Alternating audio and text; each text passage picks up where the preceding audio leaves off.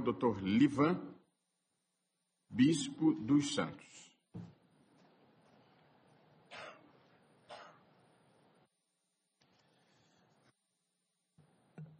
Excelentíssimo senhor presidente, ministro Roberto Barroso, excelentíssimo senhor relator, ministro Edson Fachin, excelentíssima senhora ministra Carmen Lúcia, excelentíssimos senhores ministros, excelentíssimo vice-procurador-geral da República, colegas advogados, colegas membros da Advocacia Geral da União, servidores, profissionais que acompanham essa sessão e também aos estudantes que aqui se fazem presentes para acompanhar esse importante julgamento. A Advocacia Geral da União, senhor presidente, ela sobe à tribuna para defender a constitucionalidade da Resolução número 487 de 2023, expedida pelo Conselho Nacional de Justiça, que institui a política antimanicomial no Poder Judiciário. Esse julgamento, ele tem como cerne, portanto, para nós, um marco na defesa e na promoção de direitos de uma categoria de pessoas que muitas vezes passa desapercebida, muitas vezes tem os seus direitos negados, que são as pessoas com transtornos mentais. Portanto, a constitucionalidade, a mantença dessa resolução para nós, ela é extremamente importante para a construção de uma sociedade mais justa e igualitária, com a qual todos nós queremos.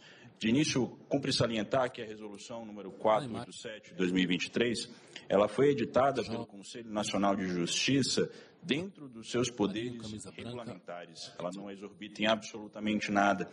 A leitura simples do artigo 103, parágrafo 4º, inciso 1º da Constituição, nos diz que o CNJ ele tem a legitimidade para editar atos regulamentares que vão orientar a atividade administrativa do Poder Judiciário, respeitada, obviamente, a autonomia dos membros do Poder Judiciário, mas que tem o CNJ esse ônus público de agir de tal forma. Então, o argumento de que o CNJ extrapolou de suas atribuições para nós é bastante falho. É preciso deixar claro também que não há aqui para nós uma violação à separação dos poderes, não há aqui um ato que atravessa a rua para invadir a competência do Poder Legislativo.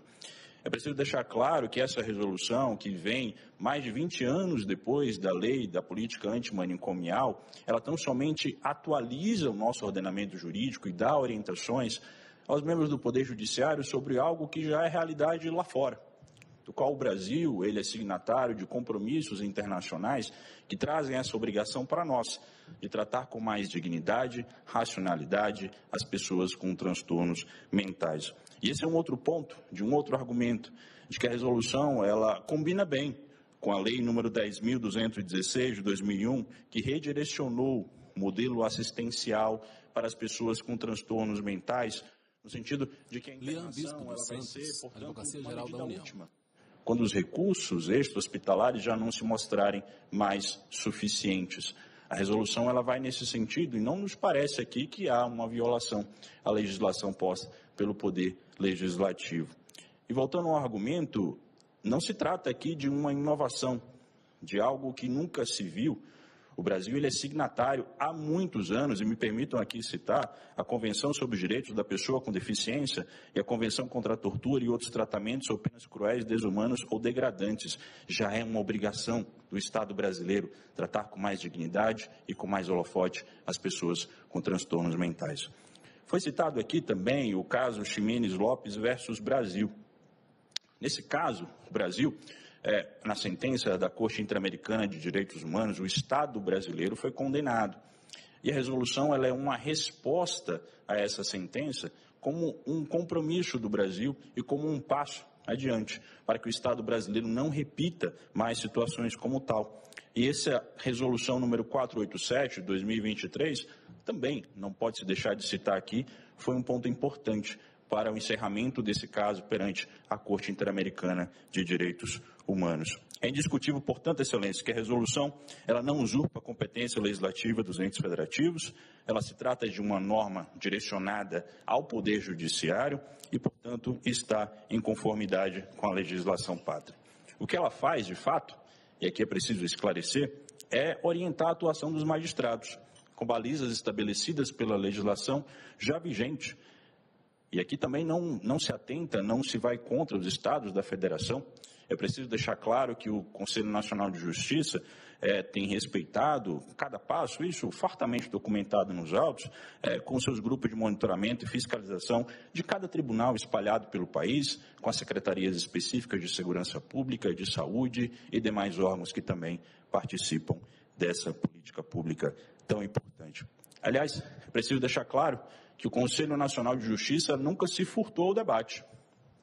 A verdade é que a prorrogação dos prazos para as medidas de desinstitucionalização se mostra muito como um passo importante de diálogo, de quem não se furta a reconhecer que existem desafios da política antimanicomial, de quem realmente sabe que, eventualmente, a resolução precisa ser aplicada com muito cuidado em determinados casos, que alguns casos fogem, muitas vezes, ao cotidiano e precisam de respostas bastante inteligentes, mas essa prorrogação mostra que o CNJ tem se mostrado atento, tem se mostrado diligente e entende que a resolução ela pode ser não é irrazoável ou fruto do assodamento.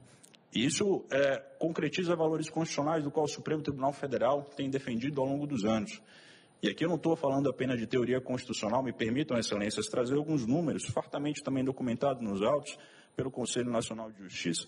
Revelam que desde a edição da resolução, em 2023, foram elaborados ou atualizados 2.521 projetos terapêuticos singulares, garantindo diagnósticos, tratamento e acompanhamento adequado para esses pacientes.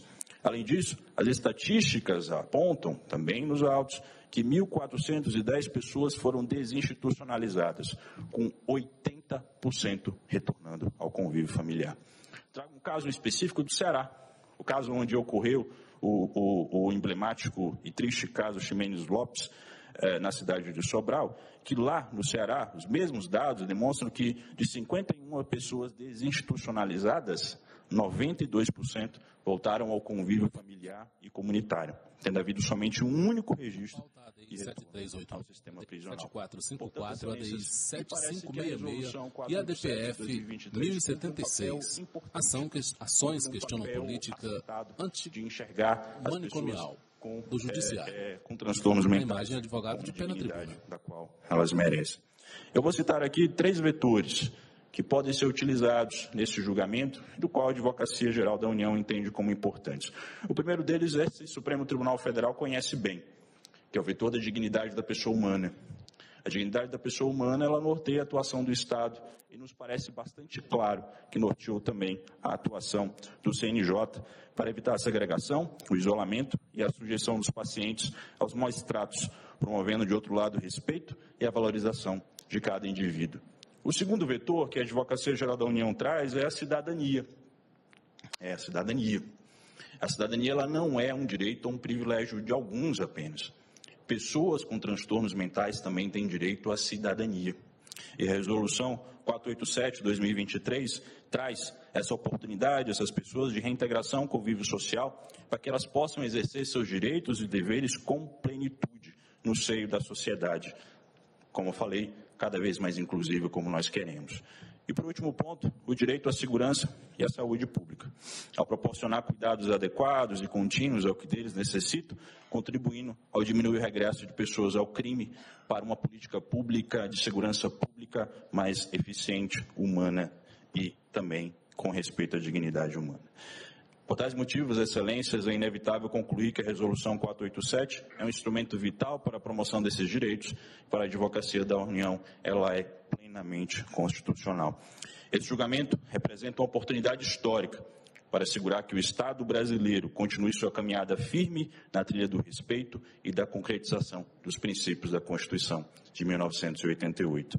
Assim, a Advocacia Geral da União requer a improcedência das ações postas sob julgamento, com o reconhecimento da plena constitucionalidade da Resolução número 487 de 2023 do Conselho Nacional de Justiça.